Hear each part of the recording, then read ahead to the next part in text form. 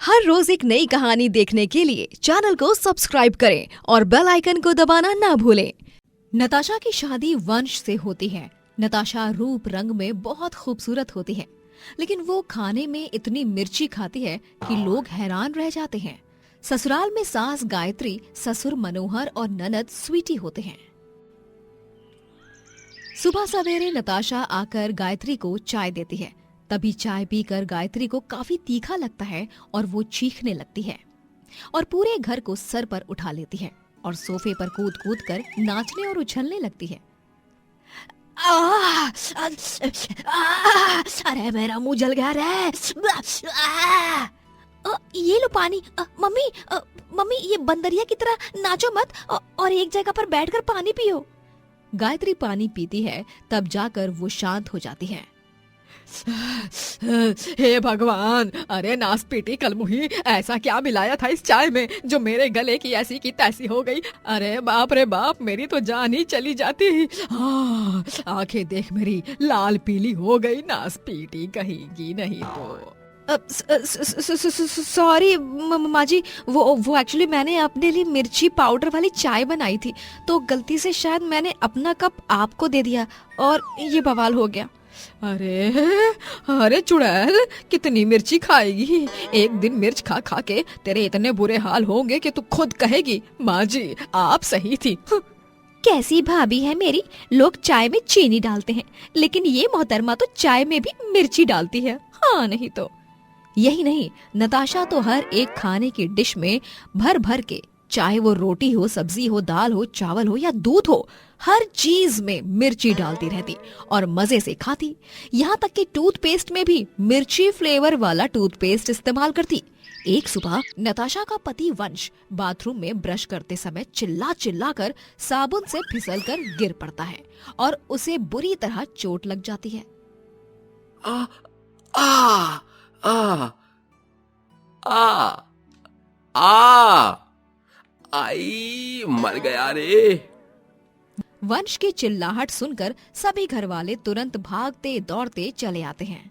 क्या हुआ वंश बेटा? अब भैया, आप ठीक तो है ना भैया? वंश, बेबी आप चिल्ला क्यों रहे थे और आप ब्रश करते करते अचानक से गिर कैसे गए? छिपकली देख ली क्या बाथरूम में? अरे इतना तीखा टूथपेस्ट भी कोई इस्तेमाल करता है क्या? पागल हो गई तुम? हर जगह मिर्च मिर्च मिर्च। मुझे लगा ये मेरा टूथपेस्ट है, इसीलिए भरी नींद में मैंने ये नताशा का टूथपेस्ट ही ले लिया और इससे अपने दांत घिसने लगा और मेरे मुंह में तीखा लगने के कारण बहुत जलन हुई और फिर साबुन से फिसलकर मैं गिर गया। सभी नताशा को बहुत सुनाते हैं और नताशा मुंह बनाकर वहाँ से चली जाती है। नताशा पर लेकिन इसका कोई फर्क नहीं पड़ता है। वो तब भी अपनी बेहिसाब मिर्ची खाने की आदत से बाज नहीं आती और वो दिन भर मिर्ची खाती रहती।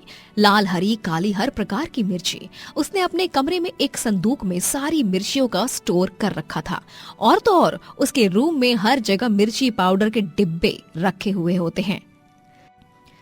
मिर्ची ओ मिर्ची, न जाने हम कितने दुखों से गुजरते, अगर तुम न होते, अगर तुम न होते। मिर्ची तुम मेरी जान हो, मेरे जीने का डोज, वो जिंदगी ही क्या जिसमें मिर्ची ना हो।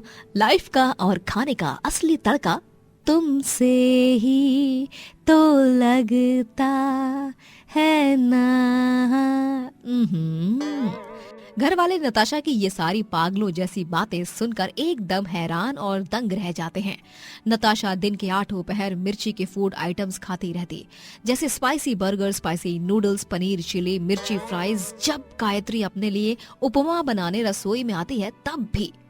अरे नताशा बहू, ओ नताशा बहू, तू तो उपमा इतना बेस्वाद बनाती है कि खाकर पेट खराब हो जाए, इसीलिए मैं ही बनाऊंगी आज उपमा। मिर्च मिर्च कहाँ रख दी इस निगोड़ी ने? आज सुबह ही तो मनोहर जी लाए थे बाहर से, वो भी टोकरी भर के। लेकिन जब गायत्री मिर्ची की टोकरी को देखती है तब वो टोकरी पूरी खाली हुई होती है। ये देखकर गायत्री गुस्से से आग बबूला हो जाती है और वो नताशा को सबके सामने टोकरी दिखाते हुए चिल्लाती है। ये देखिए सब लोग, कैसे इस डायन ने सारी मिर्चियाँ सफाचट कर दी हैं। अरे तुझे जैसी कुलक्षणी को तो दिन भर मिर्ची चरने का अवार्ड देना चाहिए, हाँ नहीं तो। OMG, thank you so much माँ जी, इट मीन्स अ लॉट। आप अवार्ड की तैयारी कीजिए, सोने का होना चाहिए अवार्ड, बोले तो गोल्डन अवार्ड। मैं स्पीच की तैयारी शुरू करती हूँ, ऑलराइट। अरे चुप पागल औरत, है नहीं तो। बहुत हुए इसके ड्रामे। आज के बाद अगर तूने घर की मिर्च को हाथ भी लगाया तो देखना मुझसे बुरा कोई नहीं होगा, कह देती हूँ। गायत्री अब नताशा संग बहुत सख्ती से पेश आने लगती है और वो उसे मिर्ची को हाथ तक लगाने नहीं देती, जिसके कारण गुस्सा होकर नताशा घर के आंगन में ही मिर्च का पेड़ उगाने का ठानती है और मिर्ची के पौधे को आंगन में लगाती है। बस अब तो किसी का बाप भी मुझे मिर्ची खाने से नहीं रोक सकता। कुछ ही दिनों में इसमें फटाफट मिर्ची उगाएगी और मैं उन्हें तोड़कर खाऊंगी, और अगर माँ जी या स्वीटी ने इन्हें तोड़ने की कोशिश की तो मैं उन्हें छोड़ूंगी नहीं। मिर्ची का पौधा देखकर सभी सर पकड़ लेते हैं। एक दिन घर में गांव से बापूजी आते हैं और तभी घर पूरा खाली होता है। सिर्फ नताशा होती है और वो डाइनिंग टेबल के ऊपर बैठकर अजीब और फटाफट तरीके से मिर्ची खा रही होती है। अरे मनोहर बेटा, गायत्री बहू, स्वीटू, वंश बेटा, कहाँ हो तुम सब? अरे ये क्या, ये तो वंश की बीवी लग रही है, लेकिन ये ऐसे फटाफट और डरावने तरीके से मिर्ची पे मिर्ची कैसे खा रही है? बापूजी ये देखकर डर जाते हैं। कहीं इसके अंदर किसी भूतिया आत्मा ने तो प्रवेश नहीं कर लिया? नहीं, बचाओ, भूत! बापूजी चिल्लाते हुए डर के मारे अपनी धोती पकड़कर दुम दबाकर पूरी तेज रफ्तार से भाग जाते हैं और नताशा कहती है, ये गली के बेवकूफ बुढ़े भी ना मुंह उठाकर दिन दहाड़े किसी के भी घर में घुस आते हैं। अगली बार दिख जाए ना तो बस मार मार के ना मोर बना दूंगी। नताशा की मिर्ची खाने की बुरी आदत खत्म होने का नाम ही नहीं लेती और फिर एक रात उसके पेट में बहुत दर्द होने लगता है, इतना कि उसकी आंखों से आंसुओं की धारा बहने लगती है और उसे डॉक्टर के पास ले जाया जाता है।